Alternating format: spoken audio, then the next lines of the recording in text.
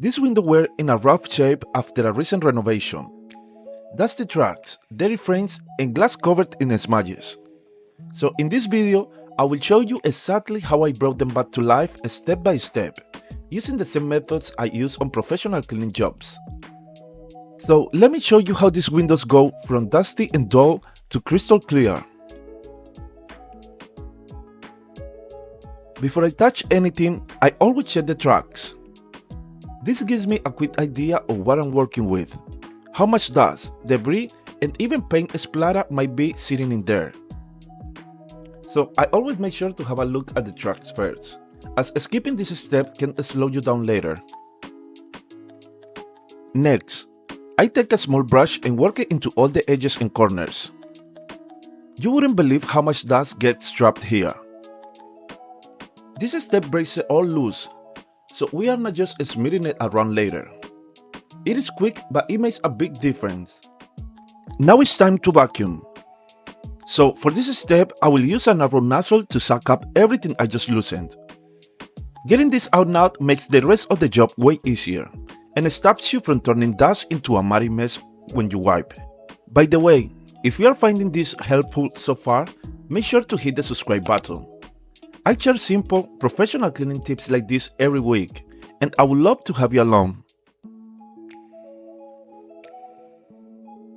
Now I will fill a bucket with water and add a few drops of dish soap. Also, I will use a microfiber cloth to wipe everything down. You don't want it soaking wet, just damp enough to lift the grime. For those hard to reach corners, I wrap my cloth around a small screwdriver. It gets right into the tight spots without scratching anything. And if there is dry paint from the reno, a plastic scraper usually does the trick. Just be gentle and you will get a clean finish. Right guys, now onto the glass. For this process, I will dip my T-bar applicator in the same soapy water and go over the whole window. This breaks down smudges and dust so the squeegee can do its job.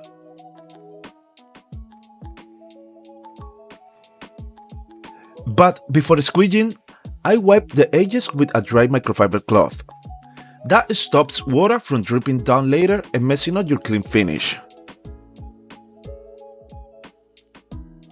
Now, for the satisfying part, I will use the S-shape technique, starting at the top and gliding side to side as I work my way down.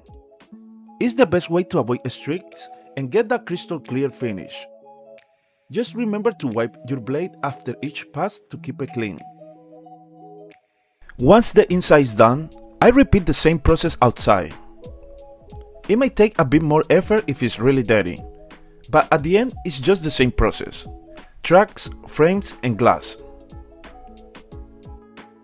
And there you go guys, from post-reno dusty to crystal clear. That's how I clean windows like a pro.